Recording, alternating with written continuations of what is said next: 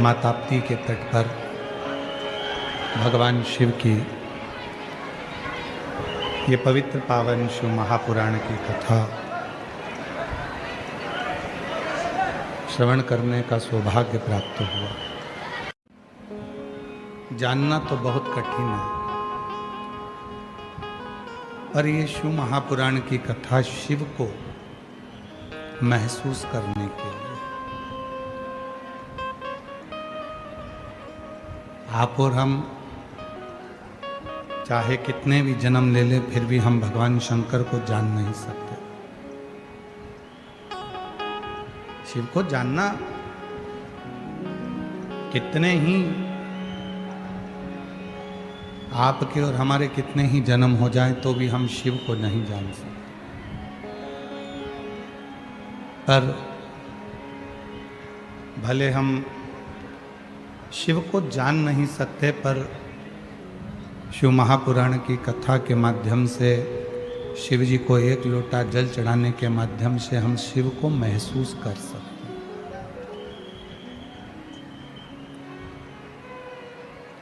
शंकर की कृपा क्या है, शिव की दया क्या है, शिव की करुणा क्या है। आवाज बढ़ाओ उधर की। शिव करुणा सागर, शिव दया सागर, शिव कृपा सागर। कृपा कैसे करता? भगवान शंकर की जो भक्ति है, भगवान शंकर का जो स्मरण है, भगवान शंकर का जो भजन है, भगवान शंकर की जो शिव महापुराण की कथा है, ये गंगा की धार की तरह।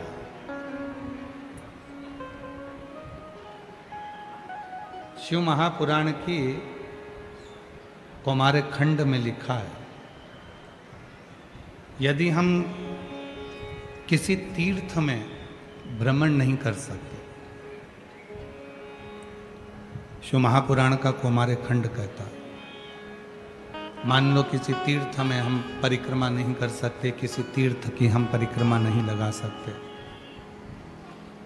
मान लो किसी तीर्थ में हम जाकर वहाँ का भ्रमण नहीं कर सकते, तो शिव महापुराण का कौमार खंड कहता है, जब हम किसी तीर्थ की परिक्रमा नहीं कर सकते, किसी तीर्थ में जाकर भ्रमण नहीं कर सकते, किसी तीर्थ में या किसी गंगा के तट पर, यमुना के तट पर, सरयू के तट पर हम नहीं जा सकते या वहाँ की परिक्रमा नहीं कर सकते, तो शिव महापुराण का कौमार खंड कहता है कि तीन के साथ थोड़ा थोड़ा चला कर। यदि हम इन तीन के साथ 4 कदम भी चलते हैं तो हमको तीर्थ का फल मिलता है। कौन तीन बताए? तो शिव महापुराण के कौमार खंड में कहा, एक माता, दूसरा पिता और तीसरा सदगुरु। कोई शिव का भक्त मिल जाए तो उसके साथ 4 कदम चलते हैं तो तीर्थ का फल मिलता है। अपनी माता के साथ में 2-4 कदम चलते हैं तो तीर्थ का फल मिल जाता। अपने पिता के साथ में 2-4 कदम चलते हैं तो तीर्थ का फल मिल जाता। कोई शिव का, शिव गुरु मिल जाए, कोई शंकर का उपासक मिल जाए, कोई शिव भक्त मिल जाए, उसके साथ भी हम अगर 3-4 कदम चलते हैं तो तीर्थ का फल मिल जाता है। ये शिव महापुराण के कौमार खंड में 3 नाम बता। अब इसमें एक नाम हम अपनी तरफ से जोड़ रहे हैं। एक नाम हम अपनी तरफ से जोड़ रहे हैं कि गौ माता के साथ भी अगर 4 कदम चलते हो तो तीर्थ का फल प्राप्त हो जाए। गौ माता का, तो माता, पिता, शिवगुरु कोई भगवान शंकर का परम भक्त या आपका कोई सच्चा गुरु मिले जीवन में, उसके साथ या गौ माता के साथ हम जितने कदम चलते हैं, जितने कदम चल रहे हैं, उतने तीर्थों का फल हमारे खाते में लिखा था।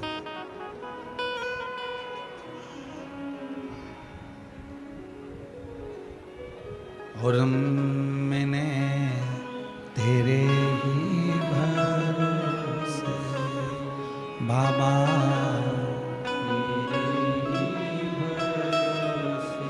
हवा बिच उड़ती जाएगी बाबा, डोर तो चली ना कहीं, भोले मैं तेरी शंभू मैं तीर्थ का फल कभी बन सके अपनी माता जी के साथ, भले बुजुर्ग हो गई हैं, बूढ़ी हो गई हैं, कभी उनको ज़रूरत लगे आपको कि बेटा मुझे यहाँ तक लेकर चल चल चल, कभी पिताजी कह दें कि बेटा मुझे यहाँ तक लेकर चल चल चल। जितने कदम हमारे माता के साथ में, जितने कदम हमारे पिता के साथ में, जितने कदम हम हमारे माता पिता के साथ चलेंगे, उतना उतना तीर्थ का फल हमको मिले। और कभी कोई सतगुरु तुम्हारी जिंदगी में मिले, कोई सच्चा गुरु तुम्हारे जीवन में मिल जाए, कोई शिव गुरु तुम्हारे जीवन में मिल जाए। शिव गुरु का मतलब क्या होता है?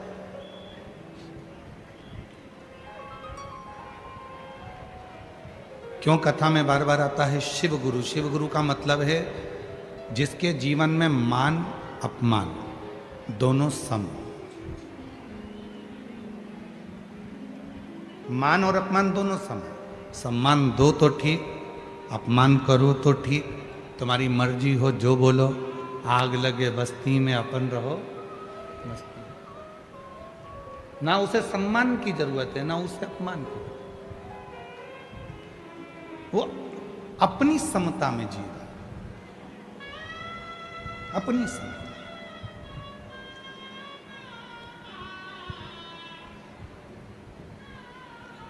दुनिया के लोग मोबाइल की स्क्रीन को बार बार साफ करते हैं। आपके पास भी मोबाइल है, जब जब मोबाइल पे बात करोगे तो थोड़ी देर में उसको पेंट से घिस लोगे, साफ कर लोगे मोबाइल की। दुनिया के लोग गाड़ी की सीट पर बैठते हैं तो गाड़ी की सीट को थपथपा के साफ करते हैं। आप भी बैठ कर आए होगे तो पहले तुमने अपने पल्लू से या रुमाल से या थपथपा के धूल साफ करी।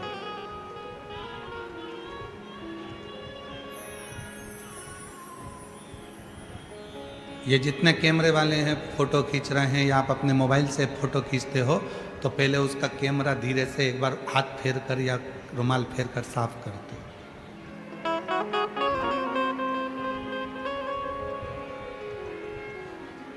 आप मोबाइल का स्क्रीन साफ कर रहे हो बार बार, आप कैमरा साफ कर रहे हो बार बार, आप बैठने से पहले गाड़ी की सीट साफ कर रहे हो, कुर्सी पर बैठते हो तो कुर्सी की सीट भी साफ कर कर बैठते हो।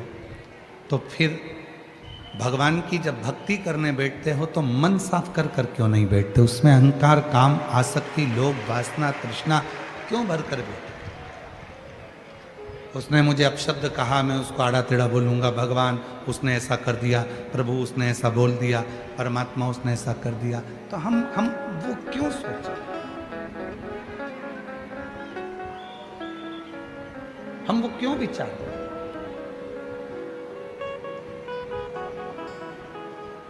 शिव गुरु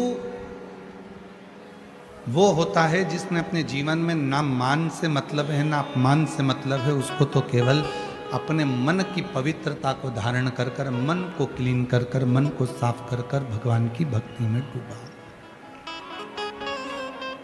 और यहाँ भुसावल की इस पवित्र कथा में माँ ताप्ती के तट पर जितने भी शिव भक्त इस पवित्र कथा को इन पंडाल में बैठकर 42 डिग्री टेम्परेचर 43 डिग्री टेम्परेचर में धूप में बैठकर जो कथा सुन रहे हैं, आप किसी शिव गुरु से कम नहीं हो, आप भी गुरु हो और शिव गुरु, आप भी शिव गुरु हो। आपके अंदर भी मान और अपमान का मतलब नहीं है। बैठने की जगह मिल गई, कहाँ बैठे? कोई ने पूछा क्यों तू कथा में गई थी तो कहाँ बैठी थी? मैंने तुझे देखा था बिल्कुल पीछे बैठी थी, तेरी तो इतनी पहचान है, तू आगे जाके क्यों नहीं बैठी? उसने कहा कथा तो सुनना है ना भोलेनाथ जी की, सियोर वाला गुरु जी को सुनने गई थी, मैं तो शिव पुराण सुनकर आ गई, अब मुझे आगे से मतलब ना पीछे से मतलब ये शिव गुरु का भाव आ गया, उसमें शिव गुरु तत्व।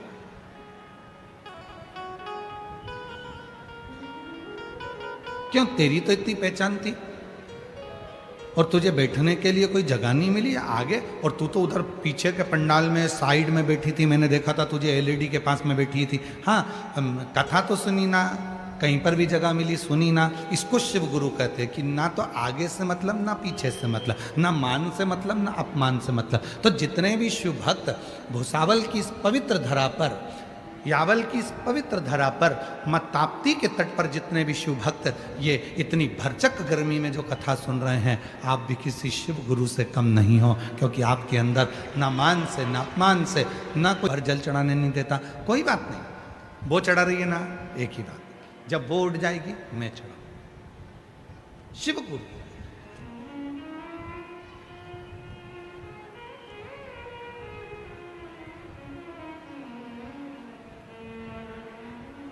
जिसने शिव बाबा से, जिसने शिव गुरु से उसके तत्व को ग्रहण कर लिया, वही शंकर का सच्चा भक्त है। वही से महाराष्ट्र के जितने भी संत हुए, महाराष्ट्र की भूमि के जितने भी संत हुए, ग्रस्त घर में रहकर भगवान को कैसे प्राप्त कर सकते हैं, यह महाराष्ट्र के संतों ने सिखाया है। महाराष्ट्र के संतों ने सिखाया है कि घर में रहकर भगवान को कैसे प्राप्त कर सकते हैं,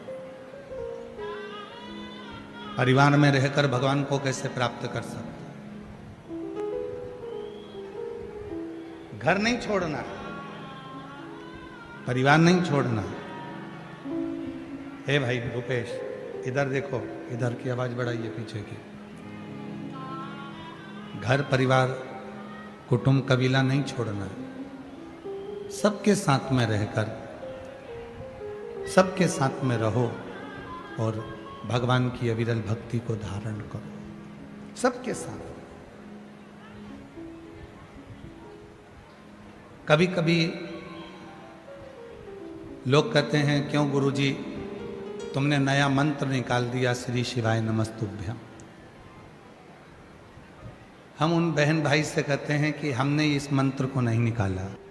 तुम्हारे लड़के की शादी करो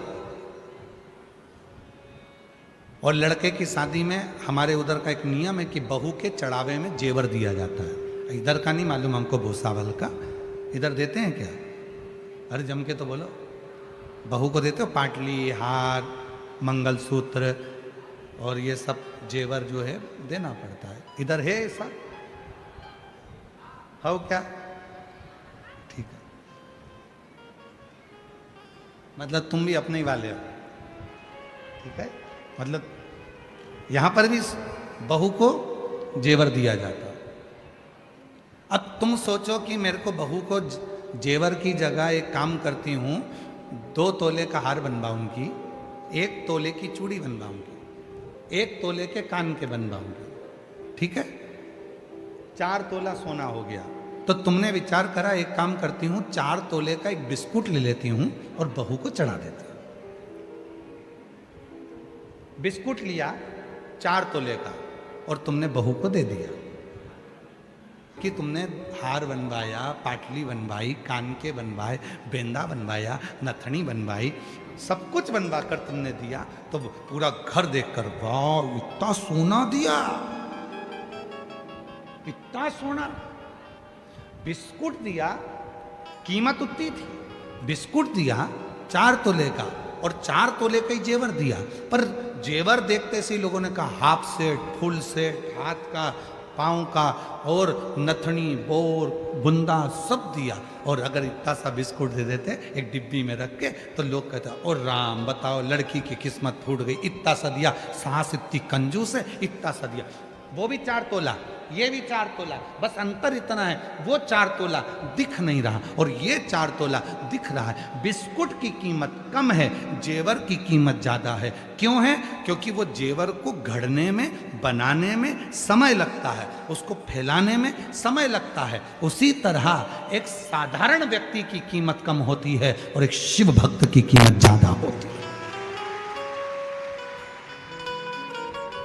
उसकी कीमत वो समझ नहीं पा रहा, उसकी कीमत वो जब समझेगा जब अंत समय प्रभु आना पड़ेगा और वचन दिया तो निभाना पड़ेगा। उसकी कीमत वो जब समझेगा जब अंत समय में एक साधारण व्यक्ति भी पलंग पर पड़ा होगा और एक शंकर का भक्त भी जब पलंग पर पड़ा होगा, वो साधारण व्यक्ति पलंग पर पड़ा हुआ अंतिम सांसें गिन रहा होगा और शिव का भक्त अंतिम समय में भी शिव को याद कर रहा होगा। तो शंकर नंदी पर आएंगे और उसके आनंद में उसको दर्शन देकर उसको स्वस्थ कर कर जाएंगे। ये सुख है। 2 मक्खी, और दोनों मक्खी तुमने देखी है। ऐसा नहीं है कि भुसावल वालों ने मक्खी नहीं देखी। एक मक्खी तुम जहां बैठे हो वहां भी घूम रही होगी भिन भिन भिन करके वो मक्खी, और एक मक्खी मधुमक्खी। मक्खी दोनों है, दोनों की एक ही जाति है, दोनों एक ही प्रजाति के हैं। वो भी मक्खी, ये भी मक्खी। मधुमक्खी उड़कर आती है, फूल ढूंढती है। मधुमक्खी फूल का रस ढूंढ रही है और एक ये साधारण मक्खी गंदगी ढूंढ रही है। साधारण मक्खी अच्छी जगह पर नहीं बैठ रही है। तुम्हारे पांव में कहीं चोट लगी है तो वहीं आके बैठेगी।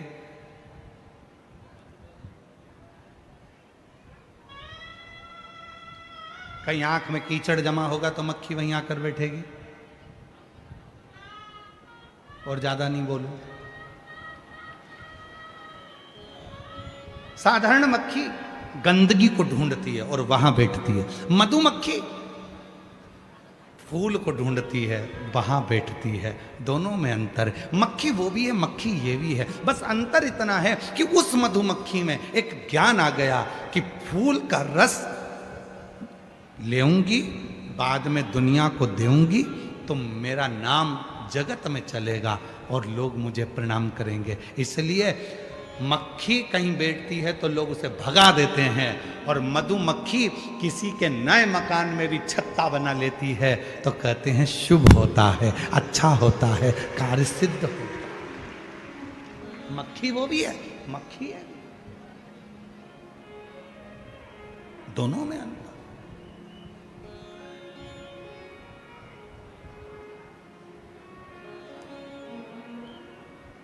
बस जैसे मधुमक्खी 2 तरह की होती है, इंसान भी 2 तरह का होता है।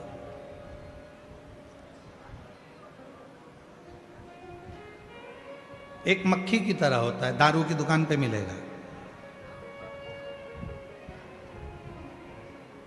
एक मक्खी की तरह होता है, गंदगी की ओर मिलेगा। और एक मधुमक्खी की तरह होता है, जब भी मिलेगा शिव के मंदिर में, ताप्ती के तट पर, शिव महापुराण में, सत्संग में, कीर्तन में, भजन में, स्मरण में, उसे कोई मत, वो अपनी मस्ती में मस्त है, अपनी मस्ती।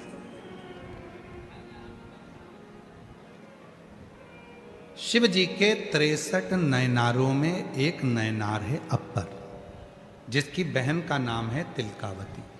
अपर बाल्य अवस्था में उसको बड़ा कष्ट रहा, बहुत बहुत परीक्षा अपर में, बहुत। और संसार सागर में अगर जन्म लिया है तो परीक्षा देना ही पड़ेगी। लोग कहते हैं कि बेटा पढ़ाई कर लो, कम से कम 12वीं तक तो परीक्षा दे लो, कॉलेज तक परीक्षा दे लो। लोग भले कहते हो कि परीक्षा, जिस दिन माँ के गर्भ से तुम्हारा जन्म होता है उस दिन से मरते हो तब तक तुम्हारी परीक्षा होती है। रोज एग्जाम देना है, रोज रिजल्ट आएगा, रोज एग्जाम रोज रिजल्ट। जन्म लिए उस दिन से परीक्षा चालू हो गई। आंख खोलते से, गोदी में लेते से बोले कौन है? तेरे पप्पा।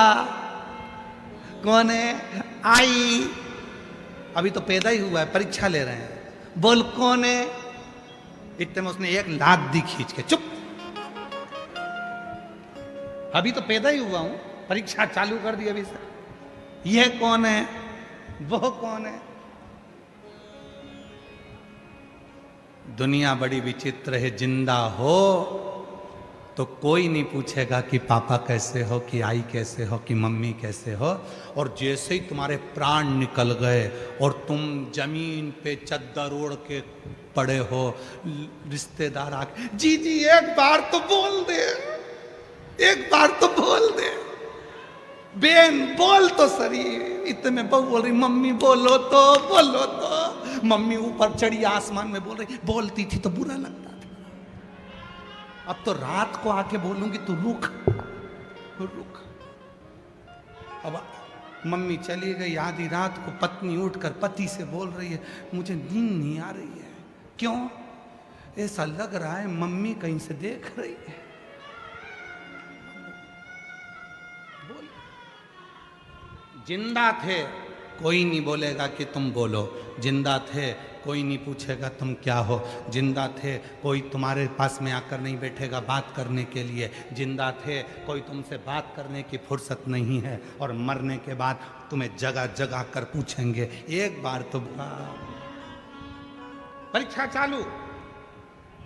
जन्म लेते से राम जी प्रकट हुए थे, दोपहर के 12 बज रहे थे, माँ कौशल्या के गर्भ से भगवान का प्रकट हुआ था, सब जगह नगाड़े बज रहे थे। और कौशल्या जी राम जी से करी थी ये क्या है? भगवान कह रहे हैं मैं तुम्हारा पुत्र। कौशल्या जी कहती इतना बड़ा बेटा बनकर आए हो, लोग क्या कहेंगे, छोटे हो जाओ। राम जी छोटे होते गए होते गए होते गए होते गए। कौशल्या जी से कहा बता देना कहाँ रुकना है। जब राम जी बहुत छोटे हो गए तब कौशल्या जी बोली बस बस इतना बड़ा चलेगा, ठीक है।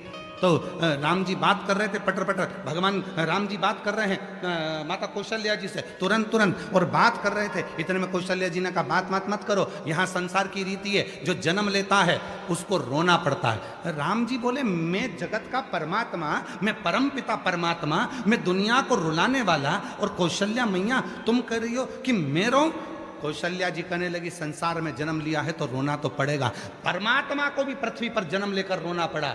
तो माता कौशल्या जी से राम जी कह रहे हैं माँ मैं रोऊं? कौशल्या जी कहती हैं संसार में जिसका जन्म होता है वो रोता है, और आज से रोना चालू करेगा तो मरे तब तक रोना पड़ता है, इसलिए रो। तब कौशल्या माता के सामने राम जी रोना प्रारंभ करे। सुनी बचन सुजाना रोदन होई बालक सुर, यह चरित जो गावई हरि पद पावई, तेना परई भव। राम जी रो रहे हैं, परीक्षा चालू हो गई उनकी रोने की। प्रथम दिन से तो केवल परमात्मा नहीं रोया है, परीक्षा तुम्हारी भी होती है। जब तुम्हारा जन्म हुआ उस दिन से परीक्षा। लोग कहते हैं अभी तो बच्चा है, अभी कहाँ परीक्षा देगा, पहली क्लास से चालू होगा, नर्सरी से चालू होगा, KG 1 से चालू होगा, फर्स्ट में, सेकंड में, थर्ड में, 12th में, फर्स्ट ईयर में, सेकंड ईयर में, फाइनल में। परीक्षा देते देते जिंदगी केवल इतनी नहीं, जब मरोगे उसके पहले भी परीक्षा चल रही है, उसके पहले भी परीक्षा चल रही है, रिजल्ट आए।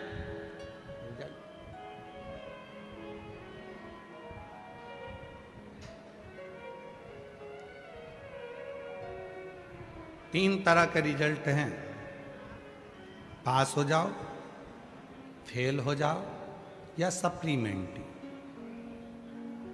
एक आध सब्जेक्ट रुक गया फिर क्लियर करो। उसी तरह से 3 तरह। पास मतलब बैकुंठ, अब जन्म नहीं होना है, पुनरपि जननम पुनरपि मरणम के प्रपंच छूट गए। फेल मतलब वापिस नरक में आओगे, फिर 84 लाख योनियां काटो, फिर वापिस मनुष्य की देह। और तीसरे नंबर का है सप्लीमेंट्री। सप्लीमेंट्री मतलब हॉस्पिटल में पहुंच गए, अंतिम सांसें चल रही है, डॉक्टर ने वेंटिलेटर लगा दिया, आखिरी में जवाब दे दिया, माइनर अटैक आया, हार्ट अटैक आया, गाड़ी में थे और पूरे की पूरे नीले पड़ गए, मर गए, श्वास निकल गई, उसके बाद भी थोड़ी सी दवाई काम कर गई और तुम्हारी श्वास वापिस आ गई, तुम ठीक हो गए, समझ लेना सप्लीमेंट्री आई थी। थोड़ा सा अच्छे से पढ़ाई कर लो और भजन कर लो, कीर्तन कर लो, दान कर लो, पुण्य कर लो, सत्कीर्तन कर लो, शिव पुराण की कथा सुन लो और एग्जाम क्लियर कर लो। पर लोग इतने चतुर हैं कि सप्लीमेंट्री आने के बाद भी पढ़ाई नहीं करते और वो नकल करने की कोशिश करते हैं। जैसे ही ठीक हुए दुकान पे जाके बैठ गए, जैसे ठीक हुए अपने काम में लग गए, पर भगवान का नाम नहीं लिया, भजन नहीं किया, कीर्तन नहीं किया, मंत्र जाप नहीं किया, स्मरण नहीं किया, वापिस अपने काम में लग गए। भगवान ने कहा अब वापिस एग्जाम दिलवाऊंगा तेरा, रुक जा तू, मेरी बहू है, मेरा बेटा है, मेरा क्यों?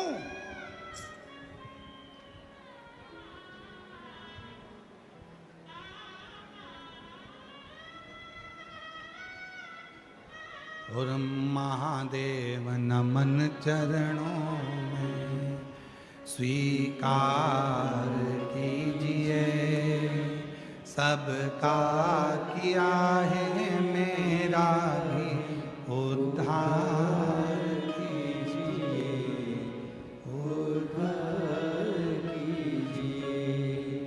हे त्रिपुंडधारी, हे त्रिशूलधारी, हे त्रिपुंडधारी, हे त्रिशूलधारी, चरणों में तेरे बाबा जी पावन है चारों धाम, चरणों में तेरे बाबा जी पावन है चारों धाम, तेरी देव करते वंदना पूजे हैं सीताराम, तेरी देव करते वंदना पूजे हैं सीताराम। हो जाए पूरी कामना, हो जाए पूरी कामना, उपकार कीजिए, सबका किया है मेरा भी उद्धार कीजिए, उद्धार कीजिए। हे त्रिशूलधारी, हे त्रिशूलधारी, हे त्रिशूलधारी, हे त्रिशूलधारी। उसने दिया है हम समझें। शिव के 63 नयनारों में 63 नयनारों में एक नयनार है अपर, और अपर की बहन है तिलकावती। अपर की बहन तिलकावती 63 नयनारों में से एक नयनार।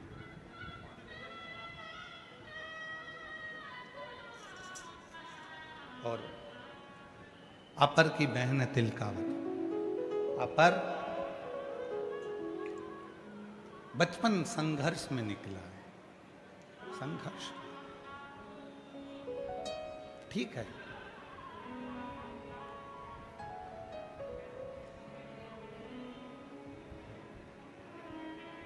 संघर्ष होना चाहिए।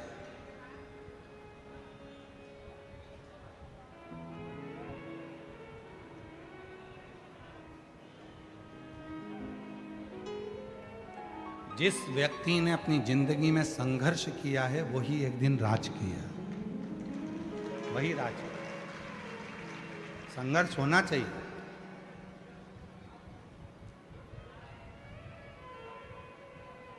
किसी डॉक्टर के पास जाकर पूछना, छोटा सा बच्चा 2-3 साल का, उसको कालीन पर रखो, डनलप के गद्दे पर रखो, मखमल के कपड़े पहनाओ, खूब सुंदर सुंदर श्रृंगार करो, वो बच्चा बार बार बीमार पड़ता रहेगा। डॉक्टर कहते हैं कि इसको थोड़ा मिट्टी में खेलने दो। डॉक्टर कहते हैं इस बच्चे को थोड़ा जमीन पर खेलने दो, इसको मिट्टी शरीर में लगने दो। जब ये मिट्टी शरीर में लगेगी तो ये बच्चा मजबूत होगा और इसकी जो बीमारियां हैं वो थोड़ी कम होगी। इसको मिट्टी लगना चाहिए, मिट्टी।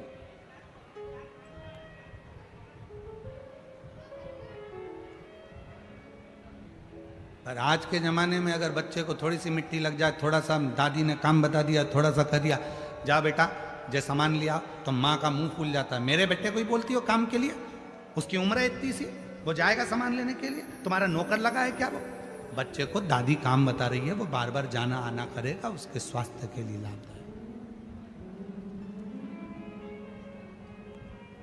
भारत के एक संत घूमने के लिए विदेश गए, तो विदेश में 2 हॉस्पिटल बने थे।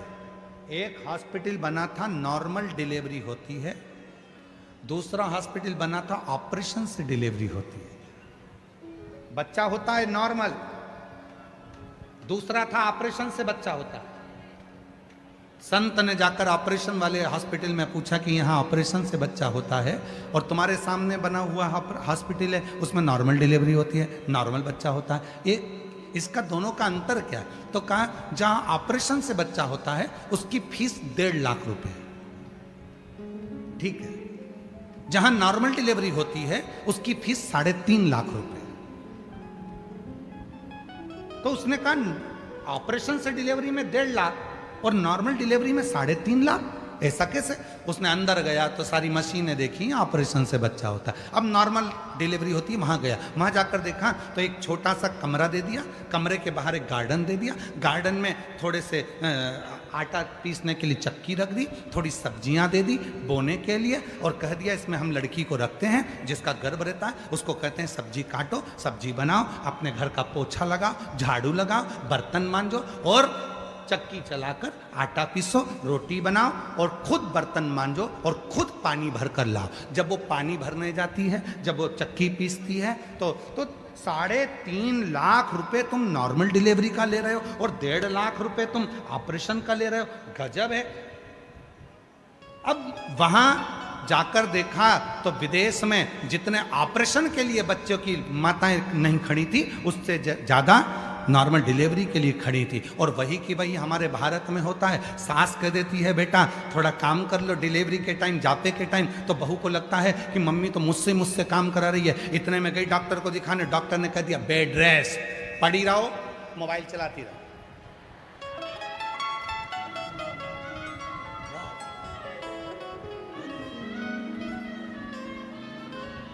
अब वो दिन भर mobile, bed rest, mobile, bed rest, mobile, bed rest, mobile, बैठे बैठे खा लिए, बैठे बैठे काम कर लिया, मोबाइल में दिन भर कार्टून देखती रही तो औलाद भी कार्टून जैसी पैदा कर दी।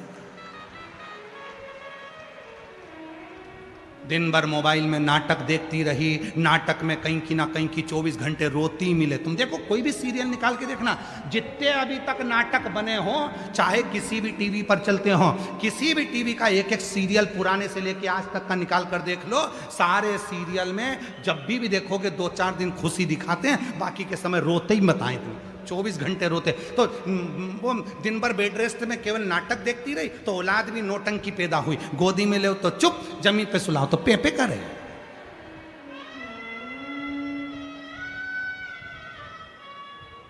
फिर सास को गुस्सा आ जाता और आखिरी में सास गुस्से में कह देती भैया हमारे भी 3-3 4-4 थे बहू, तूने गजब की औलाद पैदा करी, धन्य है। फिर सास को गुस्सा आ जाता, वो भी कह देती है गजब की पैदा करी तूने, हमारे भी 3-4 थे, खिला देते पिला देते पटक देते, वो खेलते रहते और तू तो उनको गोदी में ले लेके मेरा चंदा है तू, मेरा सूरज है तू, ले गोदी में ले ले घूमती रह दिन भर 24 घंटा। फिर तो गुस्सा तो आए, सास को भी गुस्सा आ जाए, अच्छी औलाद पैदा करी भगवान। और वो औलाद भी ऐसी पहले के बच्चे जन्म लेते थे नानी के घर में, तो नानी से बहुत प्रेम होता था। पहले के बच्चे दादी के घर पैदा होते थे तो दादी से प्रेम होता था। आज के बच्चे हॉस्पिटल में पैदा होते तो डॉक्टर सिस्टर से प्रेम होता है। हर 15 दिन में बीमार पड़ जाते हैं, हॉस्पिटल लेके जाओ, बस हॉस्पिटल की सीढ़ी चढ़ो और बच्चा ठीक, क्योंकि उनको उनकी मौसी की याद आने लगती है, उनको मामा याद आता है, डॉक्टर मामा, बस हाथ लगाता और बच्चा ठीक हो जाता है। फिर कहते हैं हमारा फैमिली डॉक्टर इतना बढ़िया, बस हाथ लगाता ठीक हो जाता। क्यों? क्योंकि उसको आदत पड़ी है। नानी के घर पैदा होता तो नानी के यहाँ जाकर खुश होता, दादी के यहाँ पैदा होता तो दादी के यहाँ खुश होता। हॉस्पिटल में पैदा हुआ है तो 15-15 दिन में उसको हॉस्पिटल की याद आती है, तो ले जाना पड़ता ही। कभी सांस उठेगी, कभी सर्दी हो गई, कभी जुकाम हो गया, कभी कुछ हो गया, फिर लेके भागो, फिर लेके भागो, और हॉस्पिटल की सीढ़ी चढ़ते से एकदम ठीक, एकदम बढ़िया याद।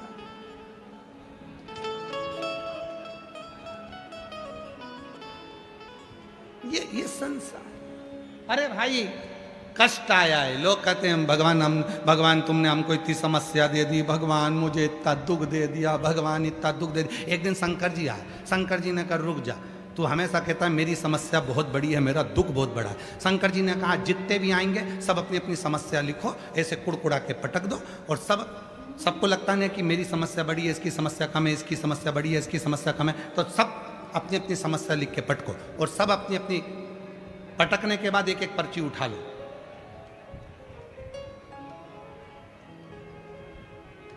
और जो पर्ची उठाएंगे वो समस्या उसकी रहेगी, ठीक है।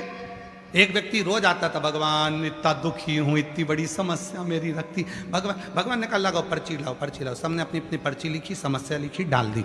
अब भगवान ने कहा उठा लो, सबने पर्ची उठा ली। इतने में जो व्यक्ति कहता था भगवान तूने इतनी बड़ी समस्या दे दी, वो भगवान से कह रहा मुझे ये पर्ची नहीं चाहिए, वापिस रखो, वापिस पर्ची रखो। भगवान ने पूछा क्यों? मेरी समस्या छोटी थी, इसकी और बड़ी है, मेरे को नहीं चाहिए।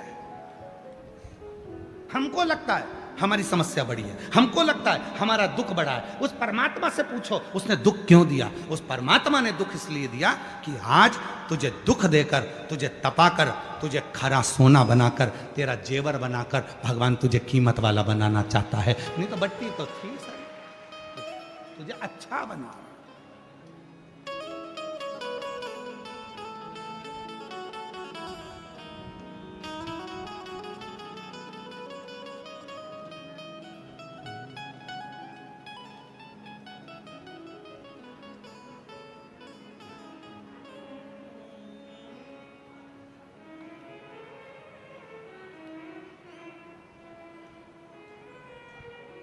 फूलों की कलियों में, काशी की गलियों में, फूलों की कलियों में, काशी की गलियों में, तेरे बिना कुछ कहीं ना, तेरे बिना भी क्या जीना,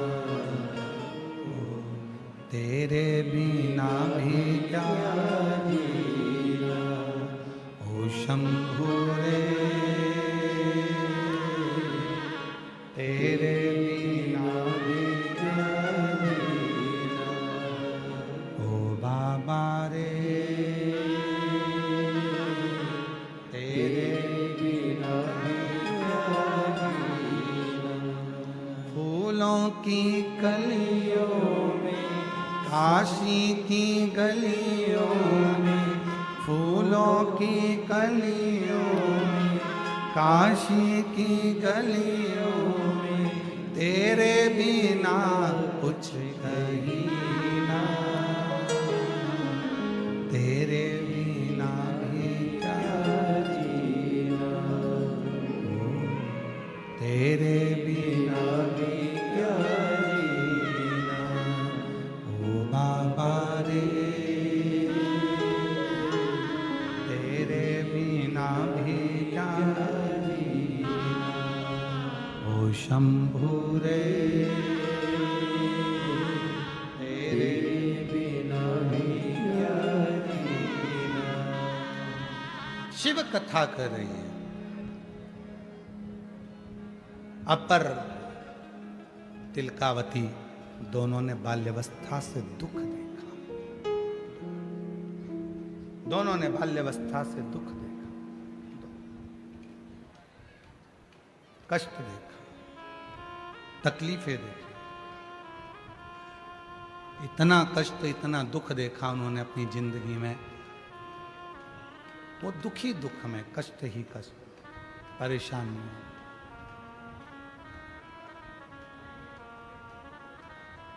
परेशानियों में, कष्ट में। अपर एक दिन अपने धर्म को छोड़कर दूसरे धर्म में चला, दूसरे अपना धर्म छोड़ दिया, दूसरे धर्म में चला। और शिव महापुराण की कथा कहती है, रूखी रोटी खा लेना, प्यासे रह लेना, पर दूसरे धर्म में कभी प्रवेश मत करना। सनातन धर्म से बड़ा कोई धर्म नहीं, सनातन धर्म से बड़ा कोई धर्म नहीं। दूसरे धर्म में ना जाए। सबसे ज्यादा निवेदन करूंगा मैं मेरी बेटियों से, मेरी बेटियों से, मेरी बेटियों, एक दान होता है कन्यादान। जिस बाप की बेटी जन्म लेती है, जिस मां की कोख से बेटी ने जन्म लिया है, अगर वो मां बाप अपनी बेटी का कन्यादान नहीं कर पाते हैं तो उस मां बाप को कीड़े का जन्म मिलता है, पेड़ का जन्म मिलता है और लोग उस पर पत्थर मारते हैं। 20 लाख योनियां हैं वृक्ष की, और 20 लाख योनियां लेना पड़ता है एक बेटी के मां बाप को, अगर वो बेटी का कन्यादान ना कर पाए तो। इसलिए मेरा बेटियों से निवेदन है, लोग कहते हैं बेटा मां बाप को स्वर्ग भेजता, ना ना ना ना। जिस घर में बेटी का जन्म होता है, माँ बाप अपनी बेटी को पढ़ाते हैं, लिखाते हैं, अच्छे कॉलेज भेजते हैं, अच्छे कपड़े दिलाते हैं, खूब अच्छे से उसको रखते हैं। मेरा बेटी से निवेदन है, खूब अच्छे कॉलेज में पढ़ो, स्कूल में पढ़ो, खूब अच्छी एजुकेशन करो। तुम्हारे कितने भी दोस्त, कितनी भी सहेलियां हों, पर याद रखना, कितने भी दोस्त बन जाएं और कोई शादी के लिए कितना भी प्रेशर दे, उससे कह देना मैं अपना सनातन धर्म छोड़कर दूसरे धर्म में शादी नहीं कर सकती। कह देना मैं अपना सनातन धर्म छोड़कर दूसरे धर्म में शादी नहीं करूंगी। मुझे मेरे माँ बाप से कन्यादान कराना है, मैं बेटी हूँ उसकी, उसने मुझे दूध पिलाया है, पाला है, मैं अपने दूध के कर्ज को भुला नहीं सकती। अपने माँ बाप से कन्यादान का मौका दो।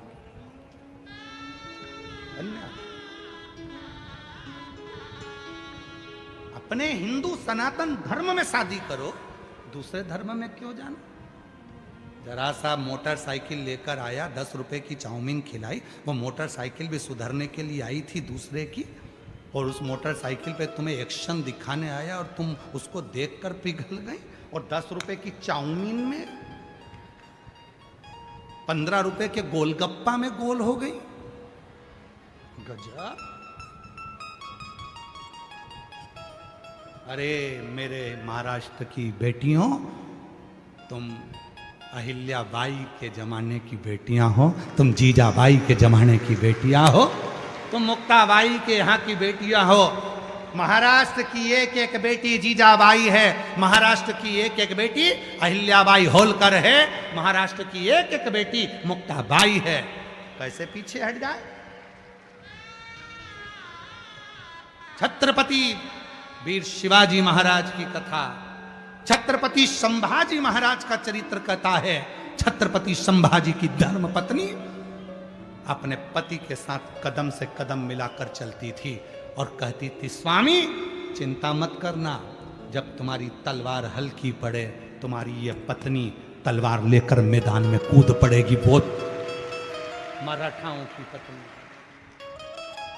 और आजकल की लड़कियां जरा सा बस हमें अपना सनातन धर्म बुरा लगने लगा, सनातन धर्म की बुराई करने लगे। थोड़े से पढ़ लिख गए तो तुम्हें शंकर का मंदिर बुरा लगने लगा, थोड़े से पढ़ लिख गए तो तुम्हें सनातन धर्म बुरा लगने लगा, थोड़े से पढ़ लिख गए तो तुम्हें मंदिर दिवालय बुरे लगने लगे, तुम थोड़े से पढ़ लिख गए तो तुम्हें ये सब ढोंग ढकोसला लगने लगा, क्योंकि तुम्हें दूसरा धर्म ठीक लग रहा है। ना ना, मैं सनातनी हूं, मेरे माँ बाप ने मुझे जन्म दिया है, कहीं नहीं जाऊंगी। दोस्ती किसी से भी हो, कितना भी बड़ा बेस्ट फ्रेंड हो, कितनी भी बढ़िया बेस्ट फ्रेंड मैं सहेलियां हो, नहीं, मैं अपना सनातन धर्म अपनाऊंगी। मेरी मांग में सिंदूर होना चाहिए, नाक में नथनी। जब त्यौहार मनाया जाए पोंगल का, जब त्यौहार मनाया जाए उस समय पर सारे त्योहारों में मैं सज धज कर मेरे सनातनियों के बीच में निकलूं तो लगे कि मैं सनातन।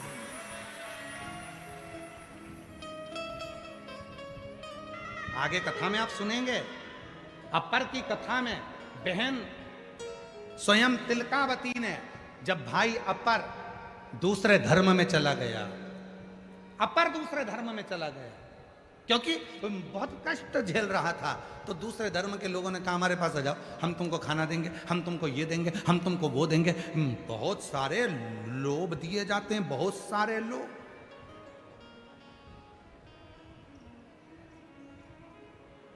बहुत लोभ दिया जाता है। केवल एक शिव महापुराण की कथा, एक शिव पुराण की कथा, कुबरेश्वर धाम सीहोर से बाबा आता है, ये कथा की पोथी के रूप में बैठता है, कथा करता है, चले जाता है। केवल एक शिव महापुराण की कथा ऐसी है जो तुम्हें कोई लोभ नहीं देती है। कभी शिव पुराण ने ये नहीं कहा कि मेरे पास आना मैं तुम्हें भभूति दे दूंगा, मेरे पास आना मैं नारियल दे दूंगा, मेरे पास आना मैं तुम्हें डोरा दे दूंगा, मेरे पास आना मैं तुम्हें ये दे दूंगा और तुम्हें ठीक कर दूंगा। कभी शिव पुराण ये नहीं कहती कि मेरे पास आकर बैठना मैं तुम्हें दे दूंगा। तुम्हारे आने के लिए शिव पुराण में कभी गाड़ी नहीं लगती, कभी मोटरसाइकिल नहीं लगती, कभी तुम्हारे लिए वीआईपी ट्रीटमेंट नहीं होता, तुम्हारे लिए सोफा नहीं लगता, तुम्हारे लिए कूलर नहीं लगता, तुम्हारे लिए कोई वीआईपी व्यवस्था नहीं होती। फिर भी तुम अपना 200 रुपया खर्च कर कर, अपना 500 रुपया खर्च कर कर, तपती हुई धूप में, चढ़ती हुई गर्मी में, पानी की प्यास लग रही है, 4 घंटे से कथा का इंतजार कर रही हो और 3 घंटे की कथा सुनकर तब तुम 8-9 घंटे पंडाल में बैठकर तपस्या कर कर कथा सुनने के लिए आ रहे हो। इसमें कोई लोभ शिवपुराण कभी नहीं दी। उसके बाद भी तुम जानती हो कि शंकर की कथा सुनूंगी तो मेरा बाबा मेरे दुखड़ों को हर देगा। जब इतना विश्वास लेकर आओगे तो बाबा पूर्ण तो करेगा, बाबा पूर्ण करेगा। कभी शिवपुराण ने ये नहीं कहा कि मेरे पास आना तो मैं तुम्हारा दुख मिटा दूंगा। कभी शिवपुराण ने ये नहीं कहा कि मैं तुम्हारा दुखड़ा समाप्त कर दूंगा, मैं तुम्हारा दुखड़ा मिटा दूंगा। कभी शिवपुराण नहीं कहा। शिवपुराण एक तत्व कहती है भजन करो, शिवपुराण एक तत्व कहती है कीर्तन करो, शिवपुराण एक तत्व कहती है स्मरण करो, नाम जप, नाम कीर्तन। हमारे बीच में स्वामी नारायण पंथ से स्वामी जी महाराज पधारे। एक बार जोरदार ताली बजाकर उनका साधुवाद स्वागत वंदन। शिवपुराण कहती है भगवत भजन करो, शिवपुराण कहती है नाम कीर्तन करो। लोभ दिया जाता है, प्रलोभन दिया जाता है, प्रलोभन, लोभ दिया। हमारे धर्म में आ जाओ, हम तुम्हारे साथ में ऐसा करेंगे, हमारे धर्म में आओ, हम तुमको भोजन देंगे, हमारे धर्म में आओ, हम तुम्हें ऐसा करेंगे ना। कोई प्रलोभन। संकल्प लो मेरी बेटी, हम दूसरे धर्म में ना जाओ। कितनी बेटियां बैठी हैं, जितनी लड़कियां बैठी हैं खड़ी हो जाएं, जिनकी शादी नहीं हुई सब खड़ी हो जाओ, हो जाओ खड़ी, संकोच नहीं करना। माहिल्याबाई होलकर के उस महाराष्ट्र की पवित्र धरा से हो तुम लोग, जीजाबाई की धरा से हो तुम लोग, छत्रपति संभाजी महाराज की धरा से हो आप लोग, खड़ी हो जाओ। जितनी बेटियां हैं, और दोनों हाथ उठाकर आज संकल्प ले लो कि शादी करूंगी तो अपने मां बाप की मर्जी से सनातन धर्म में करूंगी। उठाओ हाथ,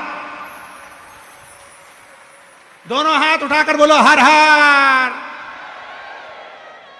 बैठ जाओ, प्रणाम आपके चरणों में, नमन है मेरी तरफ से, आपके मामा की तरफ से और आपके भाई की तरफ से आपको प्रणाम करता हूं, नमन करता हूं।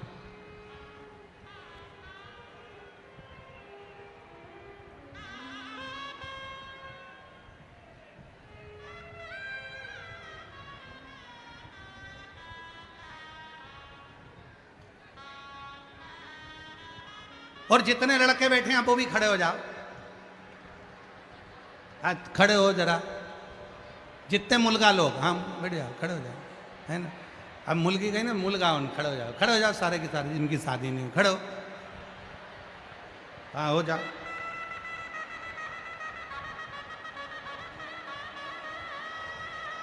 तुम भी संकल्प लो,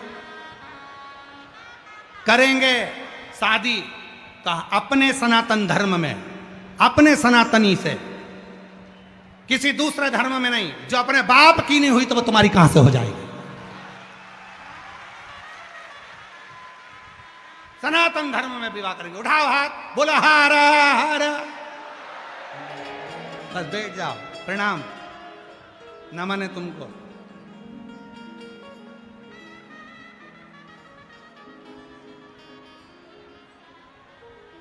और देख लिया संसार हमने, सब मतलब के यार हमने देख लिया। झूठे नाते झूठे रिश्ते, झूठे नाते झूठे रिश्ते, अरे झूठा है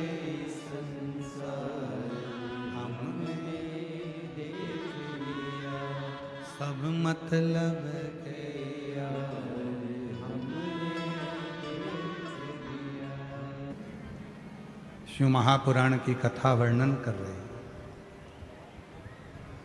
अपर 63 नयनारों में से एक, शिव भक्तों में से एक है,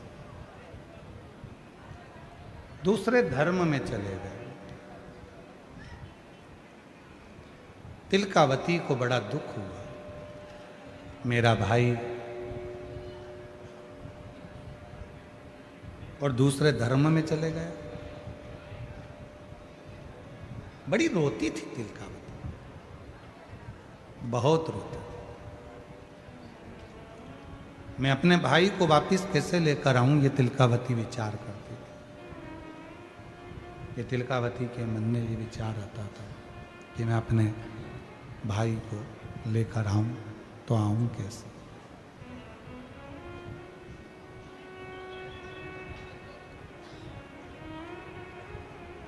जल चढ़ाने के लिए जब भी शिव जी के मंदिर जाती थी तिलकावती, शिव जी से प्रार्थना करती थी।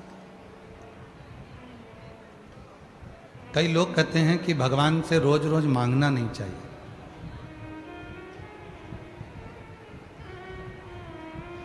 सबके अपने अपने विचार हैं। कई लोग कहते हैं कि भगवान से रोज मत मांगो, कोई कहता है भगवान से मत मांगा करो, भगवान को तो दिया जाता है, उनसे मांगा नहीं जाता। पर शिव महापुराण की कथा कर रही है किसी दूसरे से नहीं मांग रहा है, अपने बाप से मांग रहा है। तो बाप से मांगने में संकोच नहीं होना चाहिए।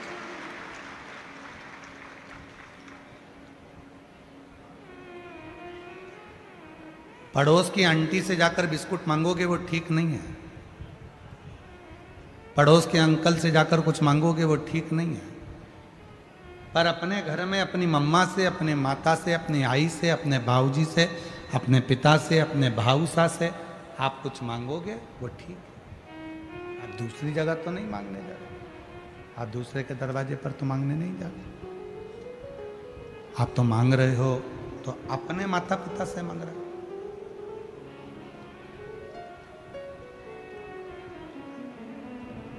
किसी दूसरे से मांगने के लिए भले मत मांगो। और हम तो आपसे भी कहते हैं अपने दुखड़े, अपने मन की बात, जब रोज शिव जी के मंदिर में जल चढ़ाने जाओ तो रोज अपने बाबा से अपने दिल की बात करा करो।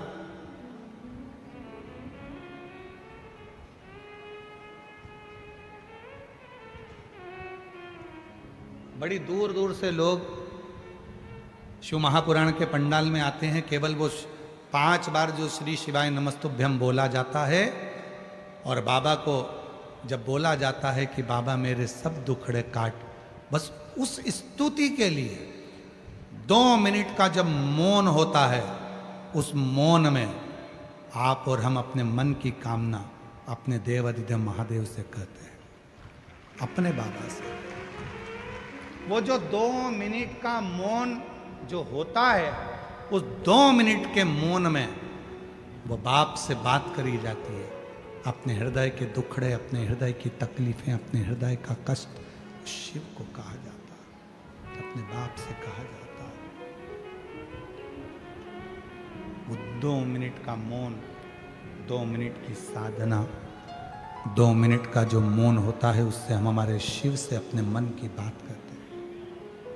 उस स्तुति को करने के लिए लोग 2-2, 500 किलोमीटर दूर से आते हैं और कथा के पंडाल में बैठकर बाबा से अपने मन की बात करते हैं।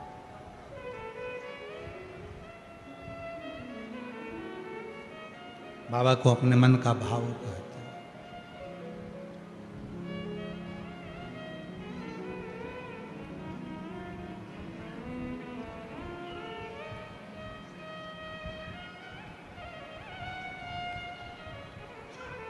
और मेरे भोले तेरा सहारा है,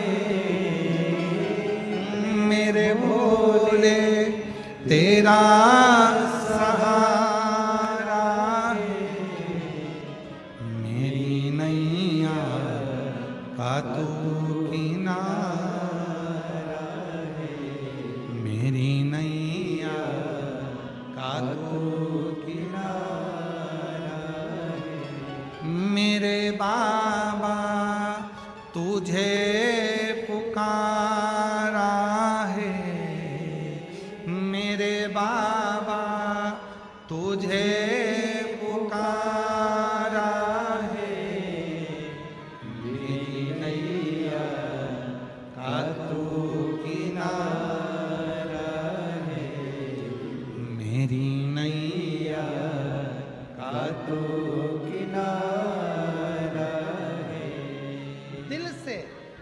आप आए हो बहुत दूर से,